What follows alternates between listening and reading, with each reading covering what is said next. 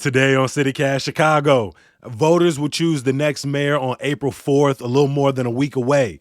On the ballot, former CPS CEO Paul Vallas and former CPS teacher and CTU organizer Brandon Johnson. Johnson is currently Cook County Board Commissioner for the 1st District, which stretches from the city's west side to suburban Maywood. The commissioner lives with his family in Austin, but we recently caught up with him for an interview at Principle Barbers in North Lawndale. This is the place where I believe our people are at our best. It's where we get to tell the absolute truth. It's where we are ultimately vulnerable, but it's also a place of accountability, and not in the gotcha accountability, but in the more of the supportive nature. This is the best place where you can be loved and supported. It's in a barbershop, a black barbershop. As we sat there, you could see the fatigue of what's been a months-long campaign that at the start, very few had Johnson as a lead contender. Now he's hoping to be the first black man to lead Chicago in 40 years. It's Monday, March 27th. I'm Jacoby Cochran, and this is CityCast Chicago.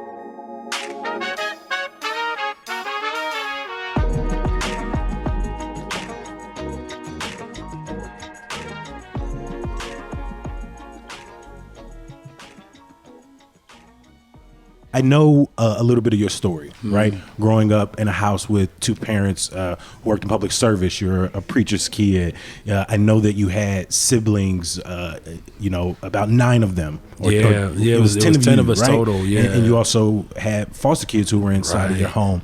But when you think about that time growing up outside of the city, what did you know about the city of Chicago? I mean, what I know today, look, my family is here. I have cousins who are raised in Cabrini, cousins on the south side. I mean, we frequented the city of Chicago. I mean, weekends, filled with, up and down the block, the 3 flats that the family owned, right? So, I understood the difference, though, was, I didn't have to apply for my neighborhood school. It was built in. The infrastructure was solidly favorable, towards the day-to-day experience of working people. Also recognize, though, that there were, amenities that were a little bit more accessible, right?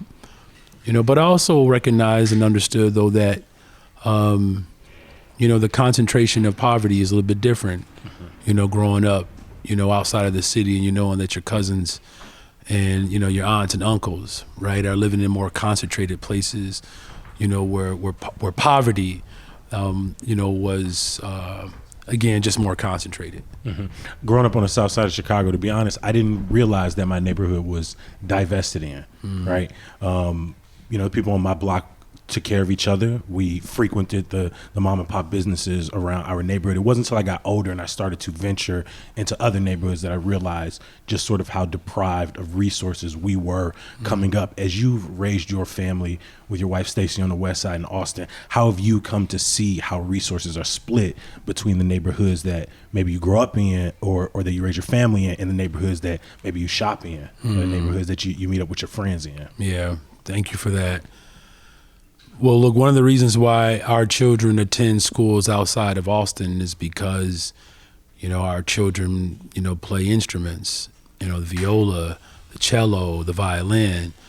So my oldest son is a student at Kenwood because they have an orchestra, right? So, this is something that, we are regularly aware of, right? And same thing with, certain programs like, my children are engaged in soccer and swimming, baseball. There aren't as many of those type of programs and opportunities available on the west side. So we have to, and even grocery shopping, to your point, we have to venture outside of the neighborhood in order to access very basic amenities of life.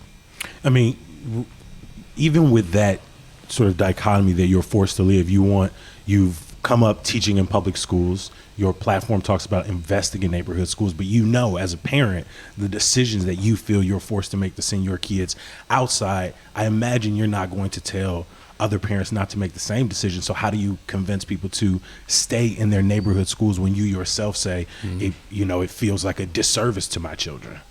Well, we're fighting, and our fight is certainly aspirational. This is what this fight is about. It's to make sure that there is consistency across the city. This is not a judgment against people who make decisions that they believe are best for their children.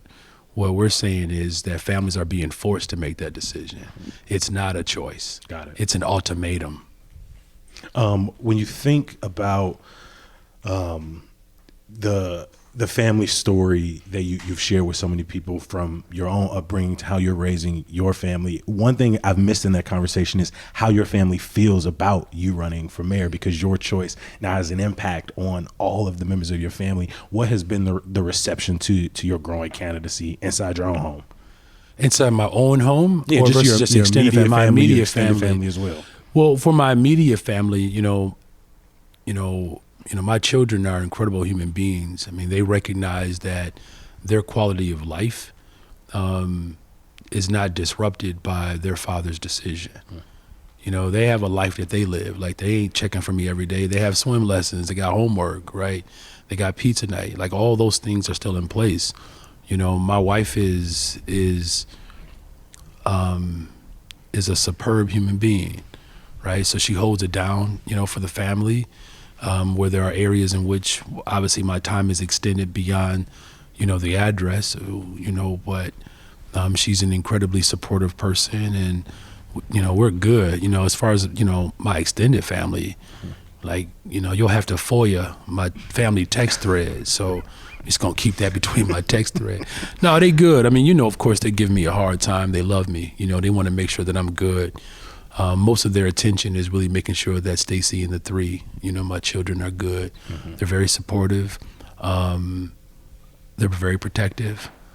So we're trying to keep them off of social media so nobody gets attention from a certain element of my family, right? I hear you. But they love this because they recognize, man, that I'm still who I am.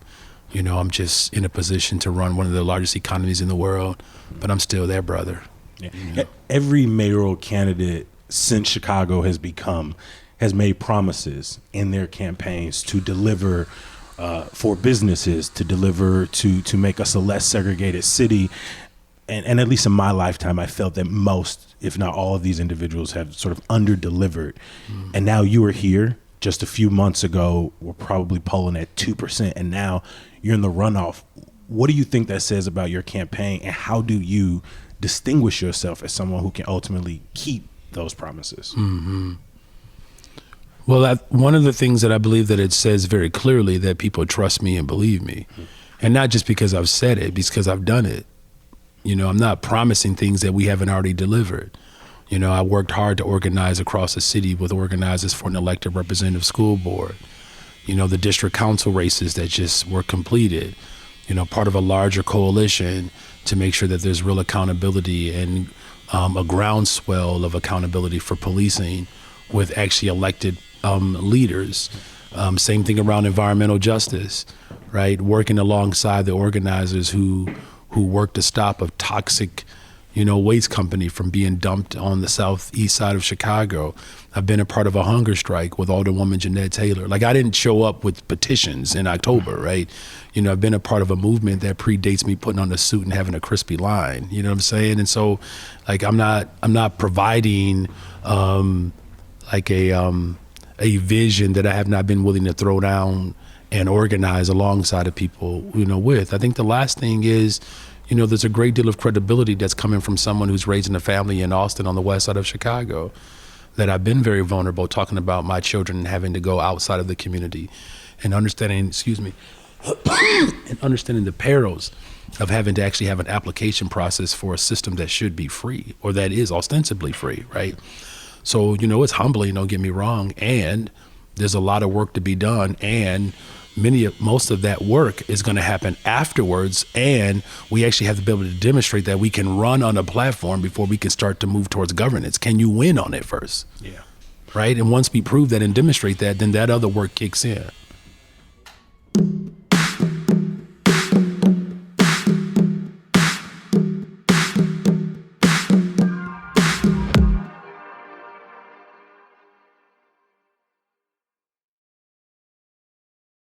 A lot of this election, a lot of your platform has centered around the future of public goods, which are disproportionately used by low-income Black and brown folks, but are kind of clearly under-resourced. You talk about public schools are under-resourced. When you talk about public transit, it's unreliable. The conversation of public safety is at the top of a lot of people's concerns. I kind of want to move through some of those policy areas real quickly with you. And I understand that you're very nuanced, that if we invest in education, we invest in community, we invest in young people, that we can ultimately right these wrongs and fix these systems. But when you think about your immediate plan for CTA reliability, what does that look like both in the short term and also as you start to think through a 4-year term as mayor? Yeah, well, look, the reason why I just think it's important that we lay out why public transportation is important.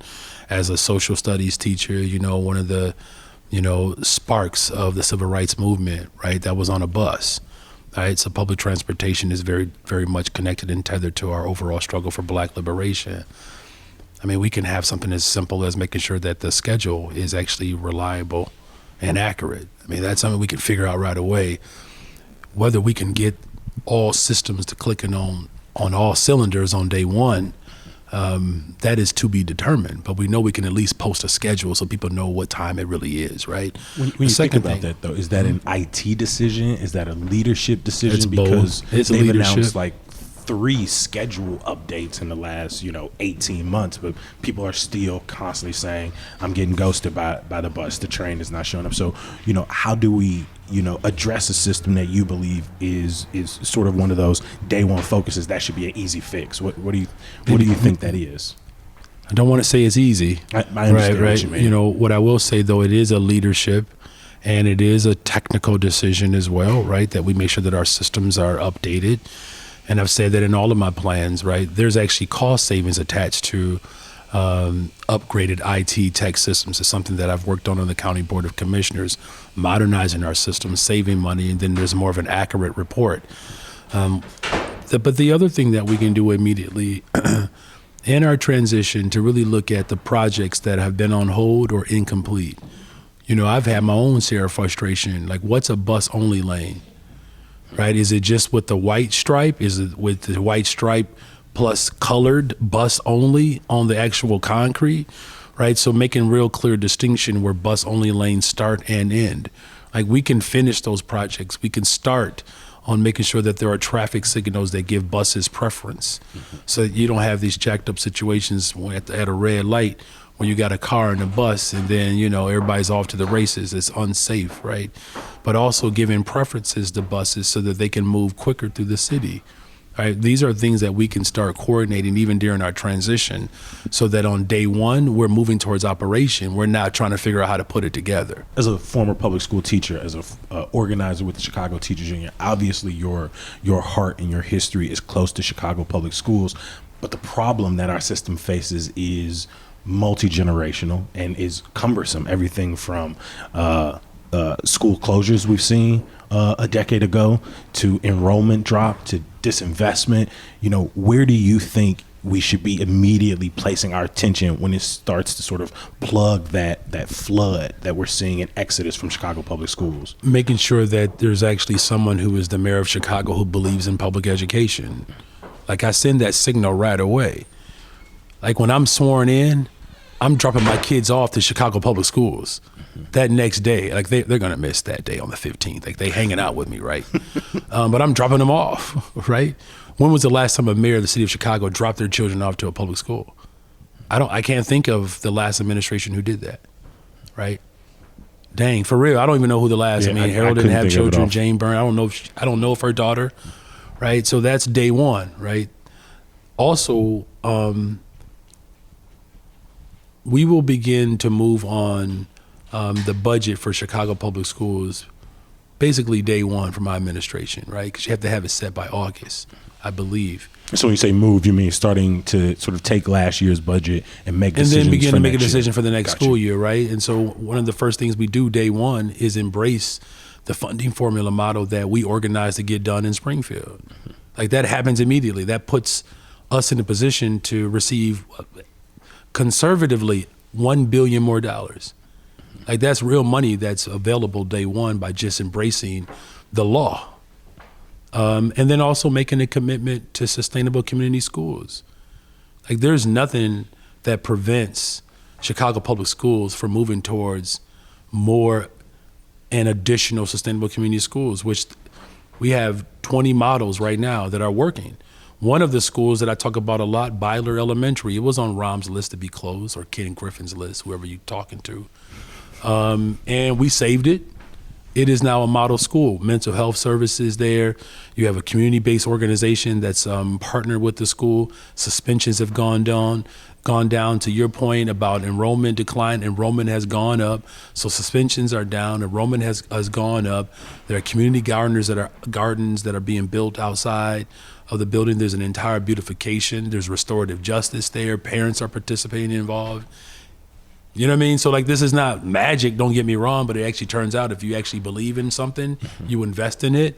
And typically when you invest in something that you believe in, you're going to make sure that it thrives and grows. I mean, remind people where that school is, please. Oh, that's Byler Elementary. I mean, it's Chicago, so you just give cross streets. Right, exactly. Kedzie and Lake, basically. I mean, to stay on that point of funding under-resourced schools, I mean, you're going to come likely into an administration that sees COVID dollars, for example, drying up. So where is the money going to come to immediately infuse into these neighborhood schools to sort of make sure that they have some of the resources that we're speaking about, within a couple of, semesters or years? So we have a couple of years still. Plus, as we embrace the funding formula, that's a collective responsibility to all of us to make sure that we go to Springfield together and to say, give us what's ours. Yeah. Right. We need some more. Well, it's not so much that it's an ask about what we need. We know that we need. We're talking about what's owed to us. It's a matter of lining up, all of our principals. That's our Senate president, our speaker, the elected officials, the governor, to move towards the type of solvency and equity that we say that we want. And we do want it. I believe there's a real commitment to it. But it's just a matter of us working collectively together to make sure that the city of Chicago receives the dollars that it deserves so that we can start to move towards the type of healing and the restoration, as you've described, and you're right, that are decades old. Yeah. And then we've talked a little bit about transit. We've talked about schools. I appreciate you working to break those down. But one place we have to talk about is public safety. And you and I both know when I say that, I would hope that we meant something or mean something more comprehensive, right? Because when I think of public safety, I'm also thinking about the environmental health of our neighborhoods, where the grocery stores, where the hospitals and the clinics in our neighborhoods. But often this conversation, as I watch the debates, as I watch the forum, that conversation is, Commissioner Johnson, what is your relationship to police? And so when you think about public safety, one, how do you make sure we're continuing to have a nuanced conversation? But I have to ask, what is your plan for the police budget, for retention and things like that? Yeah, well, I think it's important that we lay out what public safety is, and public safety is definitely economic development and the prevention of crime from taking place. If a public safety plan is about how many cops you have stationed up, you're talking about an occupation plan. You're not talking about a public safety plan. I don't believe there's anyone in the city of Chicago that wants to be occupied, right? So in terms of I don't know about that. We can't speak for every neighborhood. Some people want more private security in their neighborhood in addition to the cops in their neighborhood. And I don't believe most people want that. Well, let me take that back. There are clear neighborhoods, clear constituencies inside of our city that do desire to see more police officers, more private security, regardless if we call that occupation or public safety. I believe that the preference would be the type of economic development that would not require that type of response to living. I get the reaction, and it's a reaction that is tethered to fear. So the question is, do we want the reaction to fear, or do we want to eliminate the fear? And that's really the type of process that I've been going through, not just as a candidate, but as someone who's raising a family in a beautiful community. But there are more homicides over the last 4 years in Austin than communities combined all the way through the North Shore, right? That's been documented in another publication, right? So the relationship has to be about what's smart policing in Chicago. And what does that look like for you? Because over the life of the administration, we saw every year the police budget climb, while individuals on both sides claim they weren't getting what they needed. You had people on the police side who say, well, we're 1,600 officers down over a decade prior. And then you have people in the organizing community who say, well, now we have a police budget that's ballooned to $2 billion, while, pundits say we're in the middle of this huge uptick in crime. And so what is your plan for the police budget? I've heard you say that, you don't plan to defund it. You don't necessarily plan to raise it. Do you think where it is now is sort of just an adequate place for it to stay throughout your time as mayor? I think what the police budget is telling us right now is that we have to be smart about our deployment, right? And so right now, law enforcement rank and file members don't know who their supervisor is every single day. We have supervisors who supervise supervisors. There's inconsistency there. So someone who reports to work every single day will have a different supervisor every day. That's that causes chaos and lack of direction. It's like as a teacher, if I were to go to school, go to work, and there's a different principal every day, right? That's unmanageable, right? So, my reference around policing is making sure that our rank and file to sergeant staff ratio reflects national averages so that there's consistency there. The second thing is that it's the consent decree, right? Policing in the city of Chicago can't be reformed and transformed if we're not even upholding the law that we have been, essentially accountable to. I'm grateful to have the support of the top law enforcement officer in the entire state of Illinois, the Attorney General. We talked this through about making sure, we actually need someone to come in and determine if the ratio that we have in law enforcement is the actual right staffing for the city of Chicago, right? Because we are spending more per capita than Los Angeles and New York, and they don't have the type of violence that we are experiencing in the city of Chicago. And the question, of course, still remains, are we any safer, right? And so the consent decree is important that we actually implement that, spend and invest in constitutional policing. The third thing, of course, we have red flag laws that are on the books that we're not enforcing. That does require some investment. And data has proven over and over again, if you want to prevent violence from happening, and this is why this is a part of my public safety plan, is that youth employment. Youth employment, there's a direct correlation between youth employment and violence reduction. These are measures that we have not tried. Literally, we have not invested in them, right? We have tried it one way and it's not working. What I'm saying is that it has to be comprehensive. There are immediate things that I can do day one. Working with the district council members, having a superintendent who's tethered to the community who comes from the rank and file, right? Working with violence prevention organizations that specialize in this type of work, bringing people together. That's what I have a unique skill to do as an organizer. You got to collaborate with people, because a public safety plan that is not tethered to the community, with all institutions playing a part, that includes our business community, then you're not serious about putting together a comprehensive plan. I am serious, and it's got to be smart.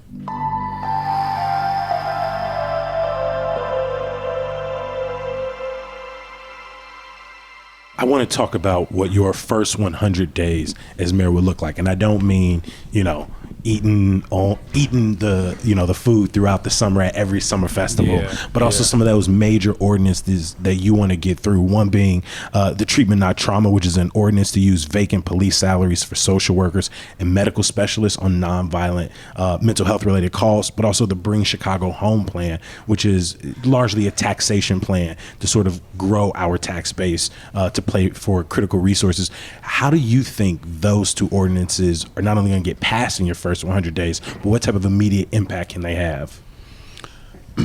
Well, being a part of the legislative branch and having been an organizer, it's about building relationships, right? It's about taking the conversation directly to the community. And so I'm confident that the city of Chicago will be voting for a mayor who has been transparent about how to make the city better, stronger, and safer. And so we get to take that right to the people. It's not just about getting the city council to vote for these measures. It's about making sure that we are organizing the city of Chicago around the values in which they elected me on. And so, yes, that's going to take some work. We'll get it done, though. And I believe in terms of in some ways, I don't mean to cut you off, sorry, I apologize. You're good. But it will require at the end of the day, city council to vote. And I was sitting down with an individual a few weeks ago who says the current way city council is set up, right? 50 alder people really focused on these small wards creates a system in which they are ultimately going to ask themselves, how does this benefit my ward? We've seen mayoral candidates promise to do things that don't get through city council.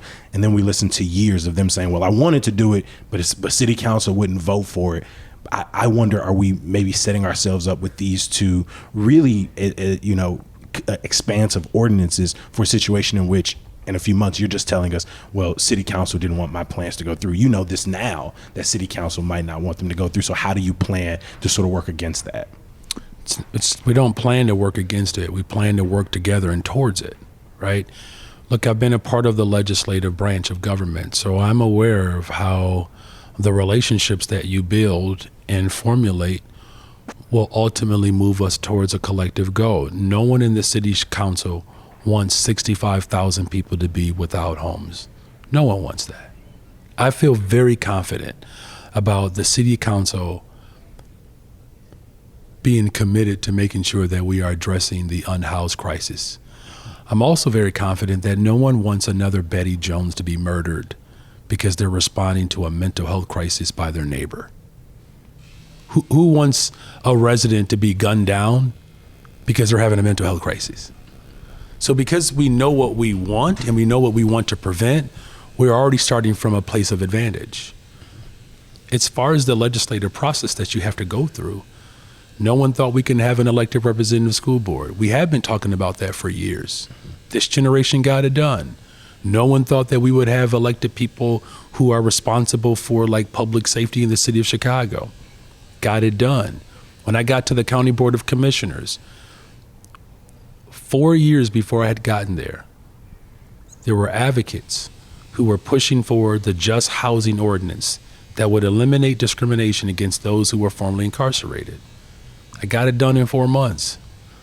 Now, I'm not saying that everything happens because you snap your finger, but if you're asking me, do I know how to get it done? Yes. If you're asking me whether or not you think I'll get it done, well, I'm a middle school teacher. I'm a middle child. Of course the glass is always half full for me. Mm-hmm. I mean, I was polling at 2.8%. I could have quit then. Mm-hmm. But yeah, here I be.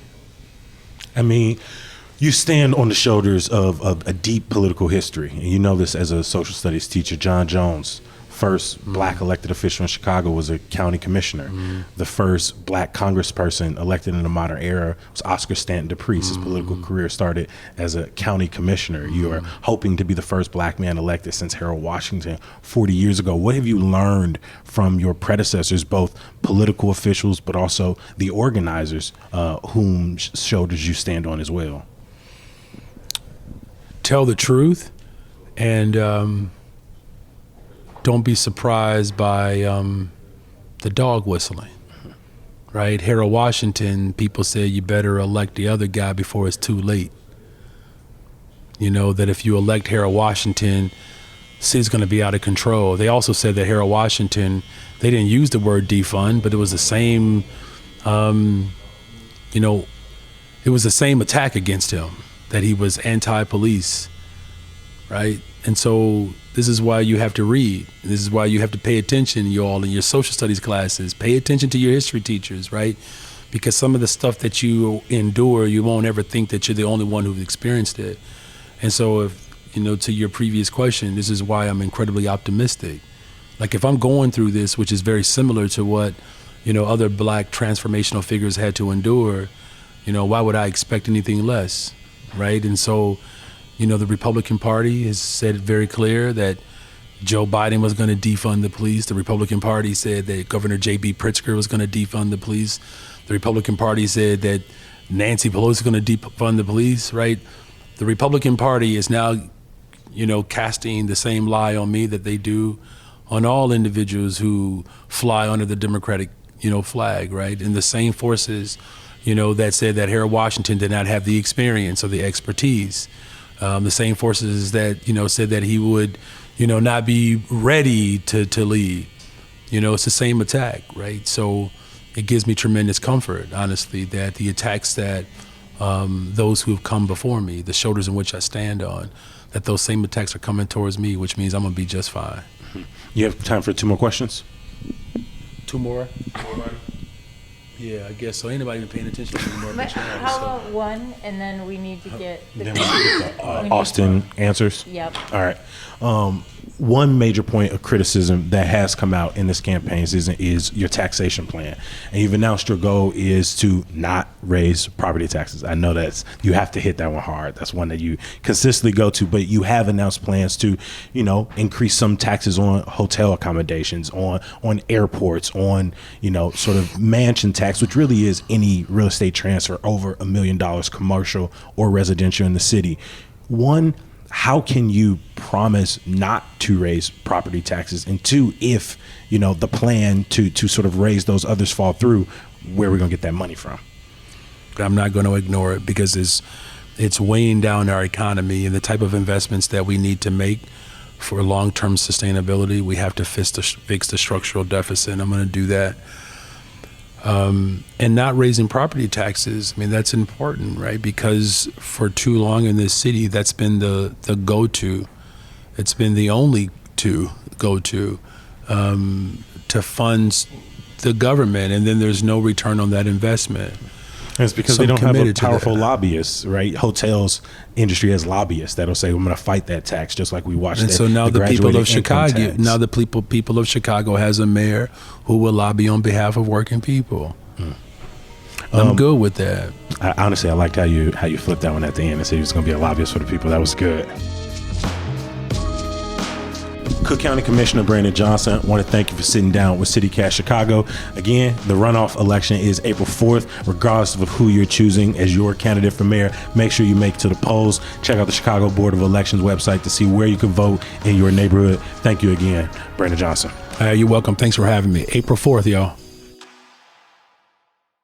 We have asked Paul Vallas several times for an interview on CityCast Chicago and will continue to do so. But there are some opportunities to see him and Johnson this week. Paul Vallas will be with Block Club Chicago at Talia Hall in Pilsen today at 3 p.m. And both candidates will be together at a debate tomorrow at 6 p.m. on CBS and again Thursday at 6 p.m. at the Logan Center for the Arts in Woodlawn.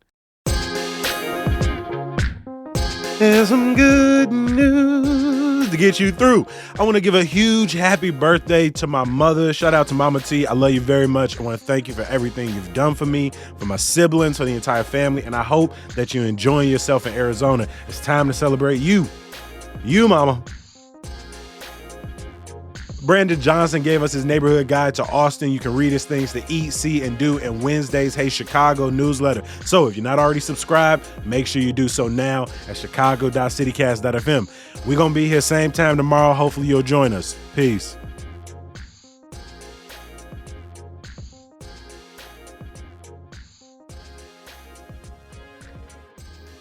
$33, $96, $45. Am I slouching in those photos? I just thought about it. You fine? Because she been getting on me. I just thought about that. I guess. Said one thing, one time. I had to stop slouching. They get on me everything about everything. No, you were fine. Okay.